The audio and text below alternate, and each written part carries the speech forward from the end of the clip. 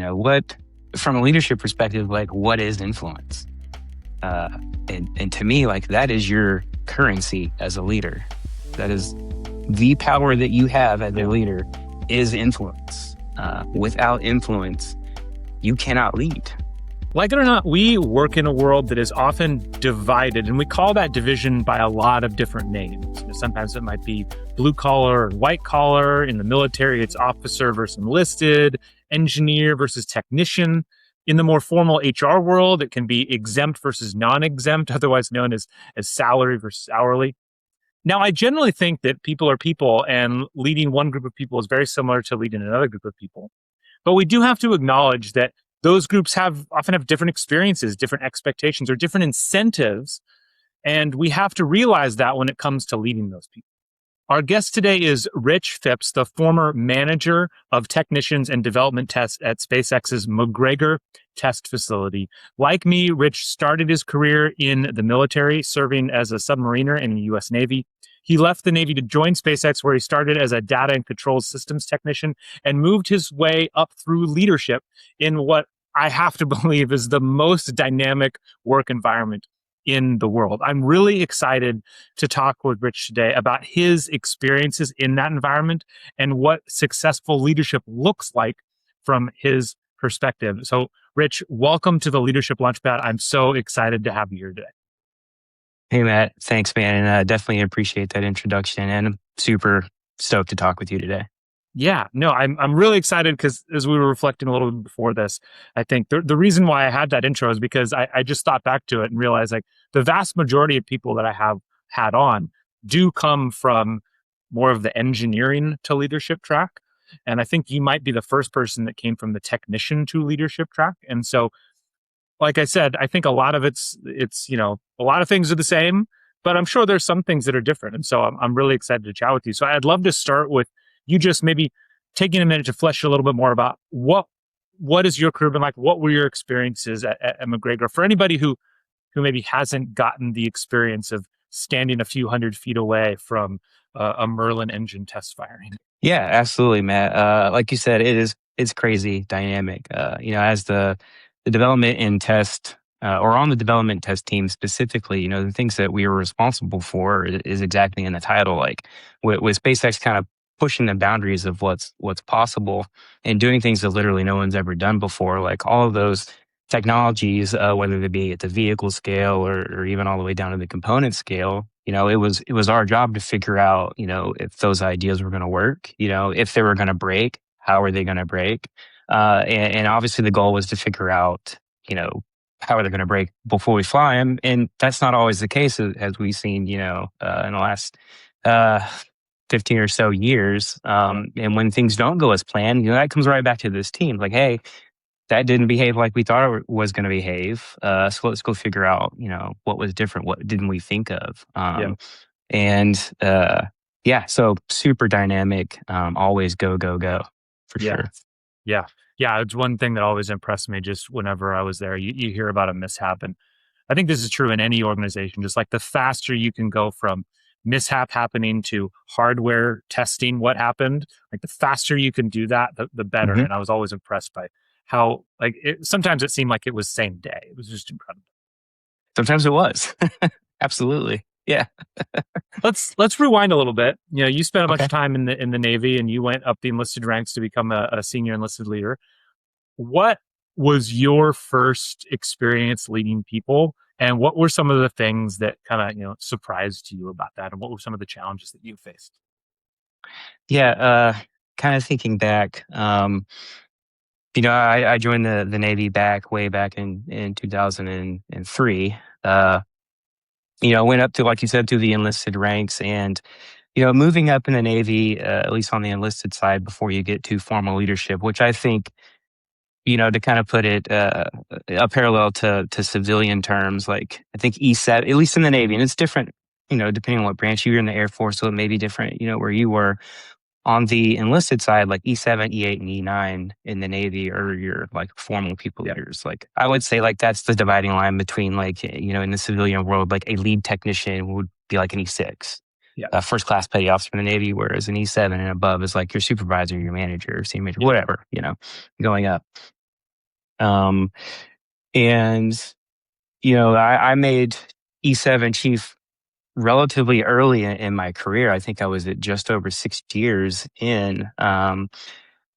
Yeah, so it's not uncommon in the nuclear program, which I served in the Navy, for folks to be promoted into formal leadership very early in their careers. So during my time as junior enlisted, you get real good at your job. Um, you're making friends, you're creating all these relationships and stuff, but you're not really like super thinking about, the very next step for me is like this crazy jump to formal leadership. Maybe I should start thinking about those things. And there are programs that are available in the Navy to kind of help jumpstart that. Yeah. But if I'm being honest, and of course I'm speaking my own experience here, like that wasn't a super priority, at least when I was in. And talking to some of my peers that have stayed in the Navy, they're in over 20 years now. That's becoming more of a priority, which is really really great to hear.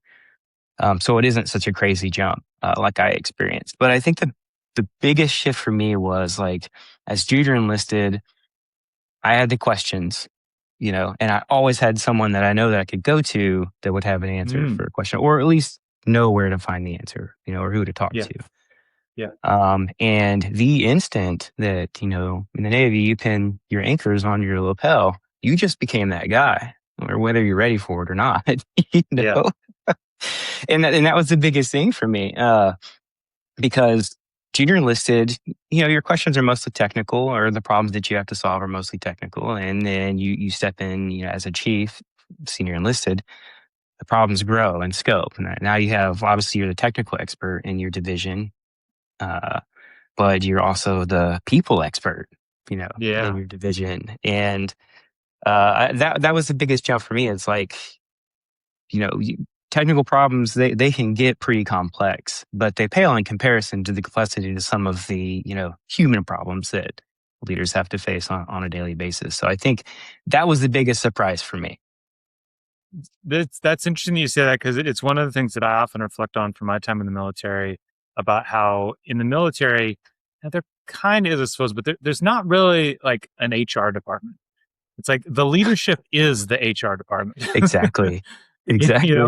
And so just there's a lot of things that often maybe your average technical leader kind of just like pushes off to like, oh, those people will figure it out. And it's like, Hmm. no, like if there's a pay issue, it's like your troops are going to come to you and be like, Yep. hey, boss, I have a pay issue. Can you help me solve it? And you got to help them solve it.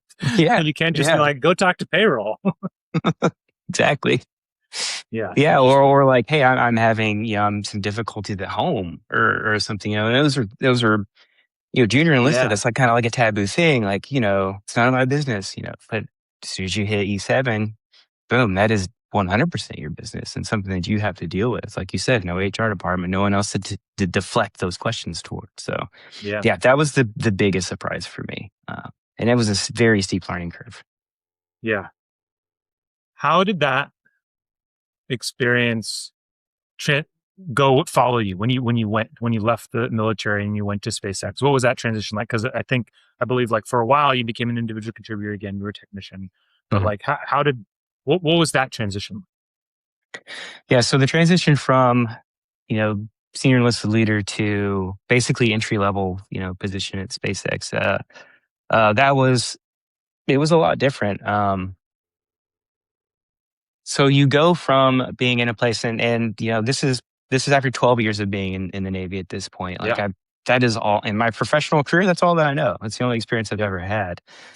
Um, and you go from knowing just about everything that you can know about your craft after having been, in that long, to embarking on this new adventure where, and this was funny when I left SpaceX. Um, of course, everyone's like speech, speech, speech, and I actually yeah, talked about this transition, and I said when I showed up, I thought, frankly, I was like, I'm hot shit, you know. yeah. I think coming out I of the know it's Navy, it's like, hey, I'm senior enlisted, I made rank super young, like relatively intelligent. At least what people told me, I'll figure it out. This is going to be an easy gig, whatever. And I was immediately humbled, you know, yeah, going going from senior enlisted leader to individual contributor again. in an area where like I did have some professional knowledge, right? My job in the Navy, my rate was an electrician's mate. So my function on the ship was to operate the electrical distribution systems. Yeah. The reactor turned some steam turbines made electricity, and I pumped electricity around the ship. And at SpaceX, I was a data and control systems technician. So I had all of the basic electrical theory and all that knowledge and the experience to back up that. But as that applies to a Falcon 9, at the time, or a Dragon capsule at the time, I was on the Dragon team. That's when I started. I knew nothing. I knew Yeah. nothing about, the data acquisition systems, the specific sensors, and all the things that we were going to use. So I was humbled immediately and basically had to start over. But what I did bring was my leadership experience. And I think it's an important thing to know, and this isn't new, and you'll hear a lot of people say this, especially in leadership, is like, leadership doesn't come from a title or a position, right? Yeah. Leadership is something that can emerge, based on, characteristics or traits or whatever. And in my case, it was just experience. So yeah, I didn't have the authority to lead folks, uh, but I had, the skill and the ability to. Yeah. And that's kind of what started paving the way for me to move up quickly through, the SpaceX ranks, if you will, Yeah. as well. Yeah. I definitely in my book that just came out, I have a brief discussion about this whole dichotomy between management and leadership because people talk about that a lot. And honestly, to me, I think you can define it a million different ways, but to me, the biggest difference is just that leadership is something that you do, and management is a position you hold. And so you're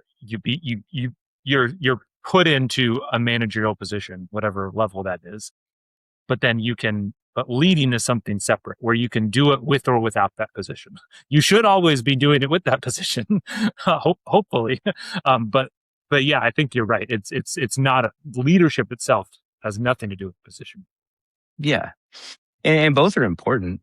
Yeah, A lot of people like think, yeah, like management is over here and leadership is over here, and separately and on their own, like I don't think you may realize the success that you want to realize, but you have to use them both in conjunction in order to get yeah, there. yeah, Um, which reminds me another thing, military, versus SpaceX, and kind of some of the things I brought over. Like you mentioned before, that dichotomy of responsibilities, and in the military, you have officer, you have enlisted, um, and in the civilian world, at least at SpaceX, you have, engineer versus technician. And one thing that I brought with me from the Navy was that mindset of enlisted would be like the technician, and the officers would be like engineers. Unfortunately in the military, well, not unfortunately in the military, but it just doesn't translate very well that in the Navy or in the military in general, like your very lowest ranking officer still technically outranks your highest ranking enlisted highest enlisted person. person. Yes. Yeah, like brand new, fresh 01 out of college, outranks the Master Chief Petty Officer of the Navy that's been in for 47 years. Of Yes. It's very strange. course, in practice, it doesn't really work that way. Like we all know our roles and stuff. But you still have to throw that salute up, you know. And I brought that with me to SpaceX, and during the time that I joined, like the McGregor site, it was growing pretty rapidly, and leadership positions on various teams were coming available. And what I saw was, a lot of very smart and very talented engineers getting promoted into these, manager positions, leadership positions in general, and not a whole lot on the technician side. Um, and so that created kind of a culture of technicians reporting to engineers, similar to in the military, where enlisted folks were outranked by officers. And Yeah. I think that in and of itself isn't necessarily a bad thing, but the problem, at least what I saw in my experience, was that, yeah, like I said, you have these brilliant engineers and they're super, super smart, but they lack the actual like leadership experience. And that kind of goes back to my experience I was talking about before in the Navy, where I have all this technical knowledge, and then now all of a sudden I'm responsible for like humans and all their complexity and their Yeah. lives and Yeah. and stuff. Yeah. And a lot of, maybe not a lot, but there are a couple of managers that struggle with that, you know. Uh, Hmm. and at that point, I kind of started rising up. I became a lead technician a year or so after I joined SpaceX, and then almost immediately was promoted to a supervisor position where now I had some formal leadership responsibilities. And I think it was at that point where some of my fellow technicians had been around for long enough, and we started working together to understand, you know, what were the weaknesses of the organization and what we could do, and from a leadership perspective, and Yeah. what we could do to make the organization work better together.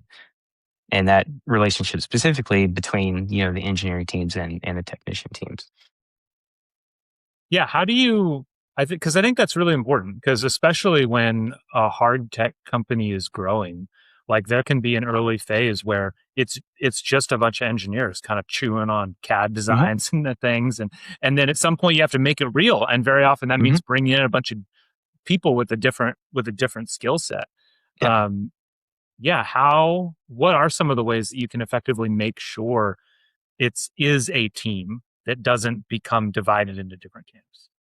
Yeah, and the biggest thing, if you could slap like one word on it, it's like communication. That's like Okay. the Yeah. the word. Communication is the solution to a lot of problems in Yeah. organizations and leadership in general. But like engineers and technicians, right? We're peers. We work together. We're all here to do the thing, right? To accomplish the mission of the organization. But we have different skills and abilities and experiences. And I think that engineer comes in, you know, fresh out of college, maybe no life experience outside of college, and not a whole lot of experience working with, you know, industry professionals that maybe don't have that degree or the academics, but they have been in industry, like working with their hands. I'm talking about the Yeah. technicians and stuff. So you could have 10, 20 plus years of experience, like doing the thing, uh, or you can have the academia and the 4, 6, 8 what years experience, like learning, how to design the thing. But, each of those on their own, not very successful. You got to use them in conjunction. Yeah. And I think getting that point across, both sides of the line, because technicians, what's the biggest rubs? Like engineer designs this thing and it's like, it's We impossible to can't make build. It's that. Come on. impossible to do Yeah. maintenance on, or it's impossible. Yes. There's always like something that's like, Yeah. hey, if you ever built one of these before, it's so obvious you would know that this design is terrible. An engineer is like looking at a technician, or like, what say you about my design? You've never designed anything. Like, you don't know the crazy amount of physics or the crazy amount of, math and, engineering that has to go, that has gone into this design, and you just get like this butting of heads. Yeah. And the only way to make that work is, I mean, you got to get those two people in a room and you got to get them communicating with each other. It's like, from the technician perspective, you know, what is it about this design that had you frustrated? Let's talk about it. And from the engineer perspective, what can I do in order to make this better? And really getting all that feedback and making changes. And that's where the trust starts to get built. So then you make a small change here. The technician's like, oh, engineer listens to me and incorporated some of my feedback into the design. It works better. The engineer gets that positive feedback from the technicians. Hey, this system is great. It's easy to work on. It's easy to build. Let's do more of this. This makes us faster and more efficient. And then it's just those small little wins start to stack up. And then eventually, it takes time, but eventually you have a team where the engineer is like, hey, I'm thinking about this. Technician, let's get in way earlier in this design process Yeah. and give me your feedback, and give me your ideas. And let's just work together from the start on these things. And then that's when it happens, and that, Yeah. that productivity and efficiency it explodes. Yeah.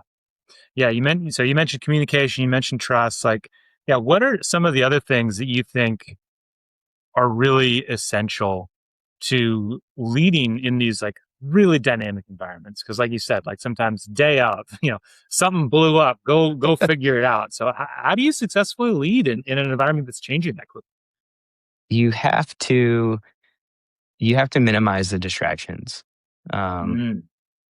and yeah, it's really easy to say, but it's really hard to do. And it's not like, like a one step process. Okay, what are we going to do today? We're going to minimize distractions. All right. Well, Yeah, what does put that it on look the like? wall. No Yeah. distractions. We're done. So, I spent the last 6 years that I was at SpaceX, in a manager role over a few different teams actually, and actually like merging some teams together to create even more, bigger, more capable teams and stuff. And when it comes to minimizing distractions, I think the most important thing is you need to figure out what the distractions are first, and that's all Yeah, about what's an example? communicating. When you say Yeah. distractions, what do you mean? Okay. I think this is the best example I can give is, um, and it's kind of a big one, but like career progression. You Okay. know, yeah, it's a big one. But I think that in my 6 years as a manager, this was probably the biggest detractor from maximizing the efficiency of the team. Is like I'm a technician and I come in like I have the tactical things like, okay, today this is what we're doing today. I need to like physically build this thing today. It's pretty straightforward. But in the back of your mind, it's like, what does my career look like a year from now? What does my career look like 5 years from now? Like, what's my path to like moving up? If that's my desire to move up within an organization, or maybe move laterally and get into this other area of the organization. Like, what are my avenues? Or am I just I'm going to come to work and every day I'm going to build the thing? Hmm. You know, when I first started at SpaceX, I think one of the biggest questions, because that was a question I had. Like I said, Yeah. I came from senior enlisted in the Navy. I came in, at an entry level position. Like, of course, I want to get back into leadership. That's what I'm Yeah. passionate about. What is my path there? And I asked my lead and my supervisor at the time, and there really wasn't a path charted out for career progression in any like meaningful way, other than like, hey, if you're just really good at your job and you've been around for long enough, like, maybe something will happen. I'm really interested in the way you're framing this because I feel like, especially over the last few years, there's been so much of a push of putting careers in the hands of the employees. Hmm. Like, we're gonna make you like you like chart your course, come up with your project that you're gonna get this skill on so you can apply to this role. And that's a lot of mental energy that you're Hmm. now putting on that employee. Um, versus what I'm hearing you say is just like, if you're a manager and you can at least have those conversations Hmm. and flesh that out in one-on-ones or something, now Hmm. that person isn't spending all of their day-to-day time thinking about it. Is that right? Yeah, and that's what I'm driving towards. Like, that's takes up so much mental space to tell, Yeah. an entry level technician, or like, hey, if you Yeah. if you want to move up, like it's in your hands, and if you Yeah. need to figure that out. Like that's terrible. It's a terrible thing to do. Mm. And what we did is, I sat down. I was a supervisor at the time, so I sat down with all of my peers in McGregor, and even some of our managers. Our next level supervisors at the time. We were like, hey, we need to really start thinking about how to chart out career paths for like, all these different, because in McGregor, there are hundreds of different careers that actually happen there. Yeah. It's not just group of engineer, group of Yeah. technicians. It's like this wide array of skill and experience. Um, so we need to take a look at like, you know, what are our expectations as supervisors and managers? Like what skills are important? Aspirationally, like what we need to be looking out in the future, and like what skills are we going to need in the future, and how do we bridge that gap? Hmm. If there is that gap that's there in terms of the skills that we have on hand right now, Hmm. and how do we chart out a career path that is more than just like a couple of months? Like I Yeah. checked off the 5 things you told me to do. Like Do I get a promotion? That type of thing. Yeah. So I sat down with my peers and managers, and we started talking about what are all the core responsibilities that we want. And this is for technicians. Yeah. The engineering expectations are a little bit different. And it took us several months, but over a period of several months, we finally had like an actual career path with discrete levels of growth between each level of technician. And at SpaceX we had the 5 levels of technicians from apprentice to like a senior level technician. Like what things that you need to be able to demonstrate, like what experience you need to have, and all those things. But we also brought in the technicians, and we went one step below. We went to the lead technicians. These are the guys, boots on the ground, like doing the thing every single day. And we said, like, hey, this is the list that we came up with. Like, what do you guys think about this? And there are a lot of things where they were like, this is the dumbest thing I've ever seen. We don't do these things anymore. And so we were like, make suggestions and we can make changes. So we iterated that based on the input of the technicians. And then on the other end of it, we had these, you know, very well thought out technician career growth paths for them. And so that was like one less thing. And it's a big Yeah. thing that Yep. technicians needed to worry about and take up that mental and emotional space in their minds so they could get focused on the things that they need to be doing on a daily basis. That was a huge tangent, but I think that would be considered, in my mind, a very big distraction. Yeah. Absolutely. And I think, because I'm a big believer is that, a leader needs to be doing 3 things. They need to get people to work together, get them working on the right things, and improve their work over time. Mm-hmm. And getting to work on the right things is all about figuring out what's it's that old saying, the most important thing is keeping the most important thing the most important thing. Yeah, exactly. And just continue asking yourself, like, how can I help my team move faster? How can I eliminate distractions? How can Mm-hmm. I give them the resources that they need? It is just a critical element of leadership. Yeah. And I think that was the one that we wanted to tackle first because in, high reliability organizations or organizations that move quickly like SpaceX, like at the very start of it, like you're hiring folks that are the hard chargers that, Yeah. they're the guys that are going to just go, go, go, go, do, right? And that's a double-edged sword because, Yes. they're going to put in the work and they're going to go 100 miles an hour in whatever direction they go in, unless like leadership like focuses that energy in a direction that's meaningful for the organization, you know? Yeah. Uh, so that I think that was the most meat on the bone that we could find with like increasing the efficiency and effectiveness of the organization was let's focus all this energy in a direction that makes sense, and that was one way to do it. Just a quick interjection. I wanted to remind you that I run a company called Built, where we train the next generation of hard tech leaders how to build teams capable of solving the world's hardest problems. If you are an aspiring technical leader, an existing leader, or responsible for training leaders in your organization, please check out builtleaders.com to see if we can support you and your team. I think it was kind of a sidebar, but I think it's just such a critical element of being an effective leader and giving people that's the space that they need and the focus that they need. Before we started talking, I want to make sure we brought this up because before we started talking, you mentioned a definition of leadership that you had kept with you and been really important to you. Yeah. Has that come up yet, or because I'd love to hear because I don't think it has. Yeah. No, you get me going, Matt, and I'll just go 100 miles an hour like I was just saying down whatever path we go down. Yeah. No, but the definition of leadership of a leader that has really stuck with me throughout my career is this, and it sounds a little textbooky, so bear with me there, but there's some keywords in there that I like to pull out.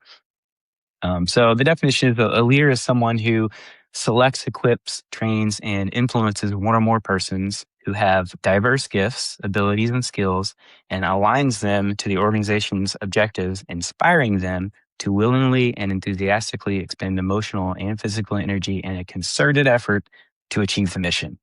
Super long definition. Super long, but I love it. There's a lot in there. There's so much to unpack in there, and that's why I love it so much. So the five keywords in there were influences was the first one. The second one was diverse, talking about gifts and abilities, skill set thing. Alignment, super important. We were kind of just talking about that. Inspiration, that one's important. That gets way deep into motivation, which is important. Yep. And then a concerted effort. I think those are the five words that basically like shape what's important to me as a leader.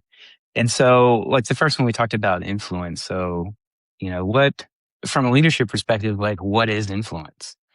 And to me, like that is your currency as a leader. That is the power that you have as a leader is influence. Without influence, you cannot lead. It is not possible. And there's a lot of different ways that you can influence leader, and that can be the dividing line, or influence folks, and that can be the dividing line between like good leaders and bad leaders. Yep.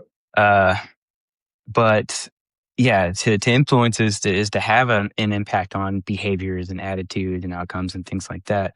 And obviously, a leader wants people to follow them because like they're aligned, and not necessarily like I'm just a leader like telling you what to do. And that kind of goes back, we were talking about with the military. It's like whatever my collar device is kind of tells the world in military terms, like I'm this, I outrank you, you have to do what I say. That is a form of influence, but that does not translate, especially over in SpaceX.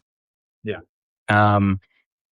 The second one was diverse, and that's talking about like the abilities and the skills and the experience of the people on your team. And one of the most important things as a leader is to know your team, like really know them. If you talk to anyone that's ever worked with me at SpaceX, the one thing that I always say is my expectations for the people that are on my team and work with me is that we create meaningful relationships with each other and with the teams that we work closely with. And there's no limit to how far that can expand, always be creating those relationships. But focusing on like being a leader of a team, you really need to understand like as many like facets of an individual as you can to really understand like how to motivate them. What are their motivations in general? Like what gets them out of bed in the morning? And also from a personal perspective, like what are the things that they're dealing with? As human beings, I always say like take care of the human as best as you can, and like the mission is going to happen. That's like a byproduct of taking care of humans as humans. You're going to get the most that that they have the offer, or you're going to get the most out of them that they have the offer to offer if you take care of them as human beings. Yeah. So yeah, back to diversity. So like, you really have to know your teams to understand like what their skills and abilities are and the experience that they have. It's very, very important. The next one talks about alignment. We were talking about that a little bit before. And that's just as a leader, having a clear understanding of what the purpose of your team is. Like what function do you play in the overall organization, and making absolutely sure that everyone on your team understands that as well. Tying their individual effort and their impact on a daily basis to the mission at large, keep them connected. In the inspiration piece, like I said before, that was talking about how your team is motivated. You can motivate them by outranking them and them having to do what Not get yelled you at. say to do. Yeah.